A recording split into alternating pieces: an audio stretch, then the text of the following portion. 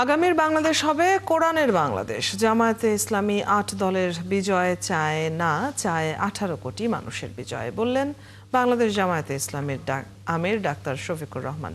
চট্টগ্রামে লালদীঘির ময়দানে ৮টি ইসলামী সংগঠনের উদ্যোগে আয়োজিত সমাবেশে প্রধান অতিথির বক্তৃতায় একথা বলেন তিনি।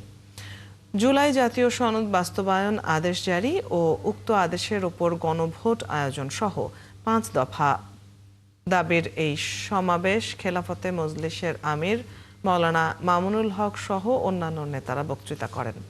বক্তারা জানান, তারা বাংলাদেশে কোরআনের অর্থ ব্যবস্থা বাস্তবায়নের মধ্য দিয়ে নিজেদের অধিকার ও মালিকানা কায়েম করতে চায়।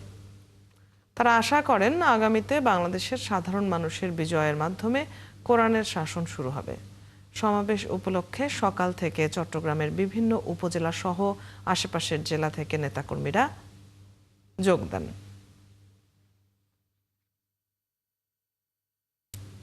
একটা প্রতিষ্ঠানকেও তারা ঠিক মতো দাঁড়াতে দেয়নি। বিচার বিভাগ ধ্বংস করেছে, নির্বাচন কমিশন ধ্বংস করেছে, দুর্নীতি দমন কমিশনকে বগলের নিচে নিয়েছে, মানবাধিকার কমিশনকে তাদের পকেটে ঢুকিয়ে ফেলেছে। এইভাবে দেশের সব কিছু তারা ধ্বংস করেছিল। ফেসিবাদীরা বিদায় নিয়েছে, ফেসিবাদ এখনো বিদায় নেয় নাই।